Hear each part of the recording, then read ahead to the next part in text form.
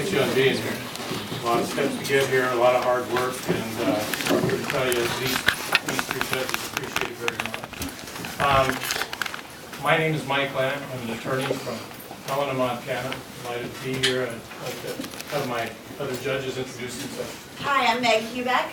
I work at the University of Virginia Center for Politics, where I'm the director of the Youth Leadership Initiative, and I'm a former high school and middle school teacher from Baltimore, Maryland.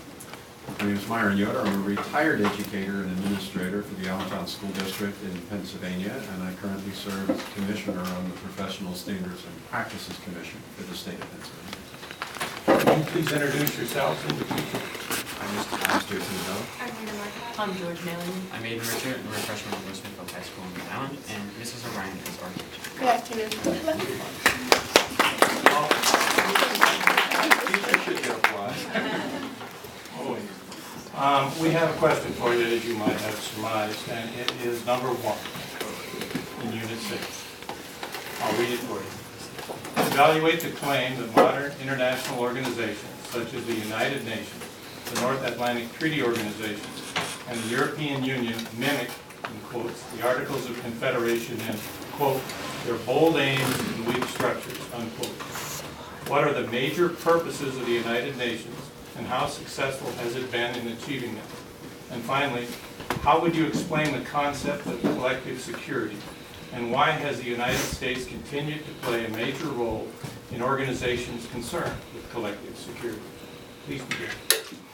Despite the 160-year age difference between the Articles of Confederation and organizations like the United Nations and the European Union, they are strikingly similar.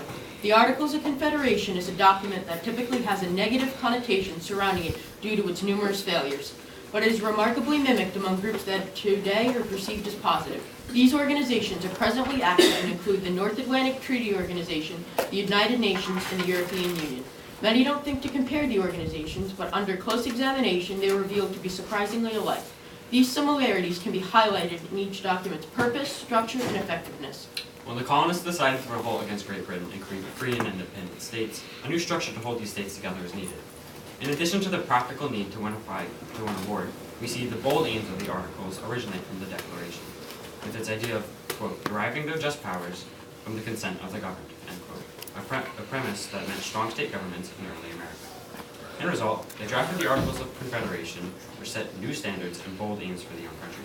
It exemplified, quote, a new ordering of state relations utterly unlike the European system, with its war-prone and clashing sovereignties, end quote. Later on in history, yet again after a time of war, the United Nations was created to prevent military aggression and ensure all people of the world are human rights. These organizations share the bold aims of peace, cooperation, and security. The Articles in the United Nations want to promote cooperation and maintain peace after a time of war, keep healthy relations between its members and its states. These confederal organizations are created to promote collective security with the idea of maintaining state sovereignty. Collective security is a coalition strategy where an alliance is formed to keep peace and create international or national security. George Washington in his farewell addresses warned that collective security could cause entangling alliances and could undermine a republican government. His argument was revitalized 121 years later when Republicans in the Senate refused to admit the U.S. into the League of Nations, which is the forerunner of the United Nations. President Woodrow Wilson believed that a second world war could be prevented through collective security. He went as far as to say, open quote, I can predict with absolute certainty that within another generation there will be another world war if the nations of the world do not concert the method by which to prevent it, end quote. Isolationists in the Senate argued that collective security would take away the powers of the war and would entangle the U.S. too far into foreign affairs. Congress voted against joining the League of Nations because of the possibility of being pulled into situations that wouldn't serve in the interest of the nation. Although the League of Nations failed to stop military aggression, the end of World War II prompted U.S. support for collective security. In the Security Council of the United Nations, members have come together to ensure peace and security throughout the world. This organization has been said to mimic the Articles of Confederation in ways such as bold aims and weak military enforcement. In 1994, the Security Council refused to intervene in the Rwanda genocide and decided against the decision in 2003 to support a U.S. invasion of Iraq to take out the dictator Saddam Hussein. The United Nations continues to be in organizations like the UN because they have the ability to fund and send the league to reprotect the world. The U.S. also involves itself in alliances like NATO to promote military security and get aid from nations in situations like the 2003 invasion of Iraq. Although collective security is a difficult idea to achieve when combining nations with different laws, interests, and beliefs, both the Articles of Confederation and United Nations advance rights.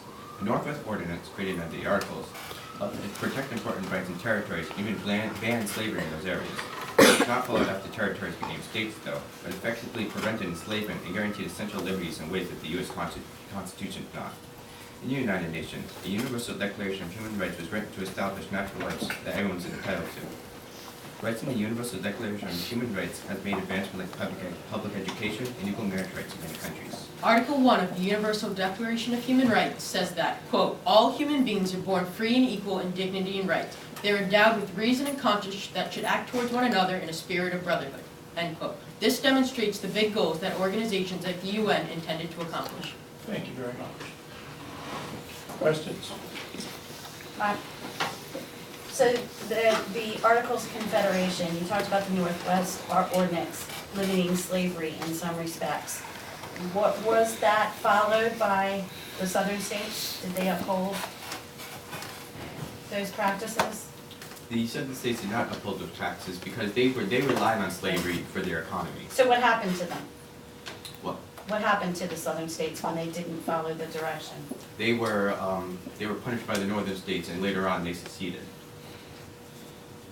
The Northwest Ordinance was more laid out to develop the West and territories like Wyoming that weren't yet states yet. And the Constitution was viewed as a pro-slavery document, so I think the Northwest Ordinance came as a second motion to what the Constitution said in that situation.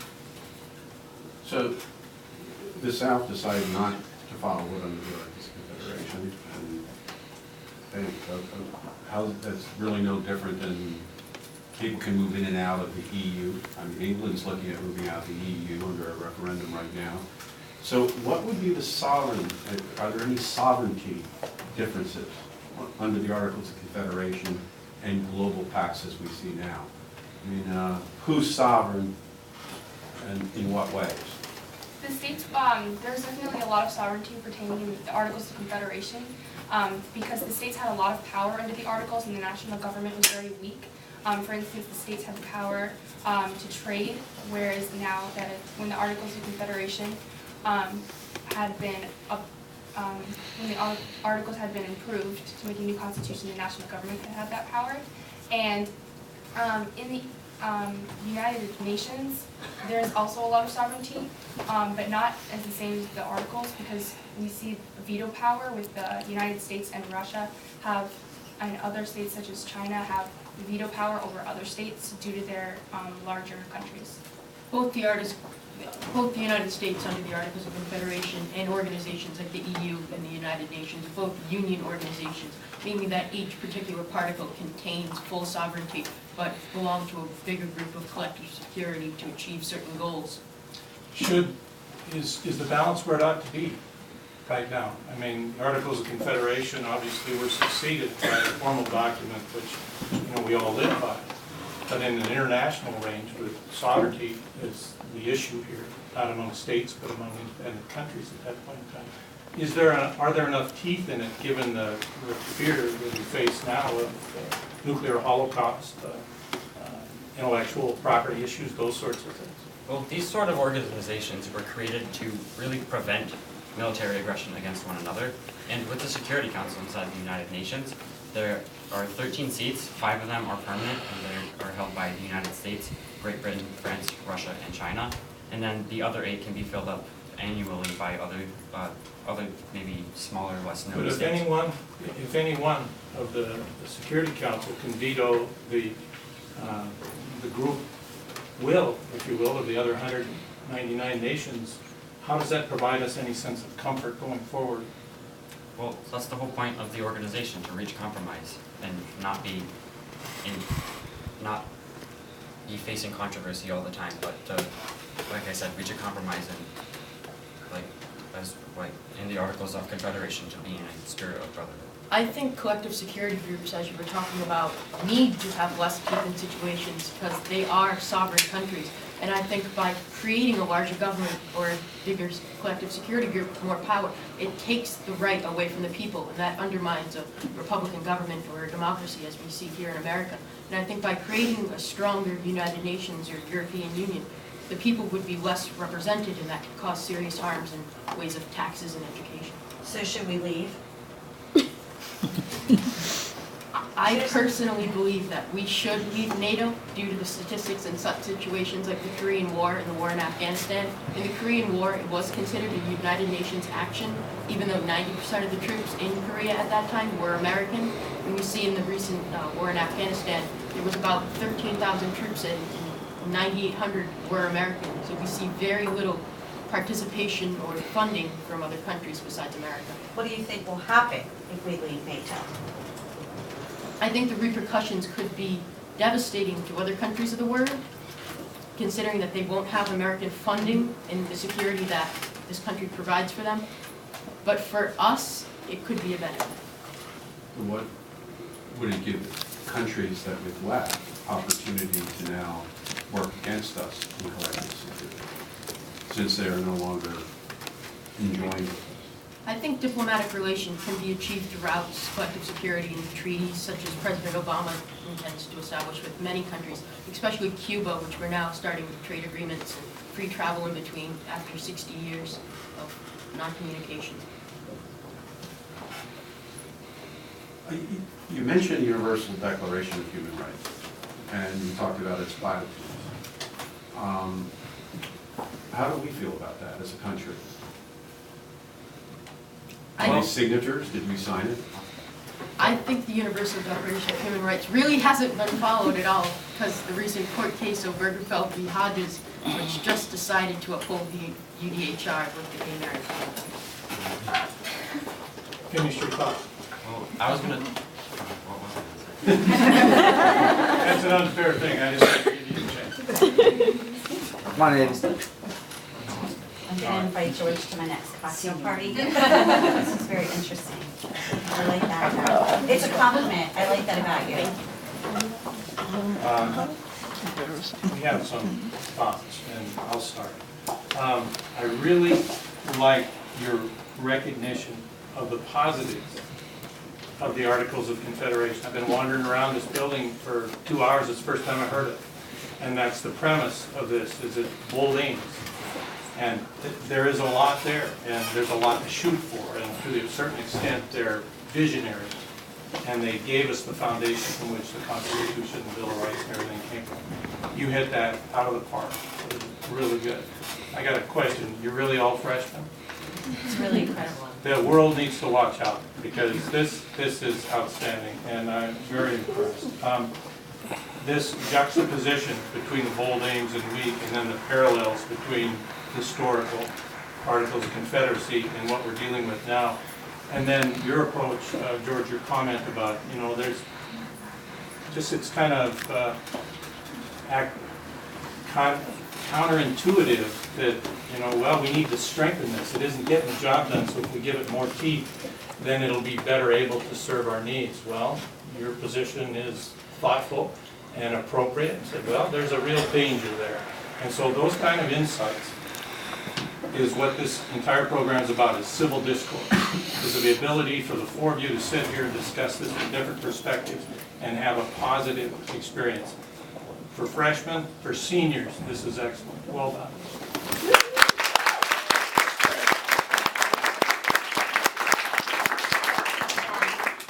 With everything that my colleagues have said, I'm amazed that you're in 9th grade. I wish I was your teacher. Your teacher's very lucky. And I wanted to go further with the Cuba discussion because I've been thinking a lot about, the controversy over the president going to Cuba and should we have this relationship, sanctions didn't work, blah, blah, blah. And that tension in our country is kind of what keeps us on track. And I think that you all did the first group that we saw that kind of hit on those tensions going back and forth. So congratulations. I- out of you. I also want to mirror, I thought you did very well. I heard some things I haven't heard yet, and especially on the side of the Articles of Confederation. They tend to jump on the national work, on the international cooperatives and things like that. I would suggest you take a good look at sovereignty and what that means, okay? I thought you handled it okay, and you were getting to it in particular in terms of national sovereignty. But that whole issue of who is sovereign under the Articles of Confederation and in what way? Were state sovereigns looked at as state largesse national sovereignty or not? And I thought you actually handled it quite well, but it wasn't too clear you were understanding what sovereignty was about. And the Universal Declaration of Human Rights, tread on fine waters there because we didn't sign it. So that's something you may want to take a look at why. Thank you again. Thank you.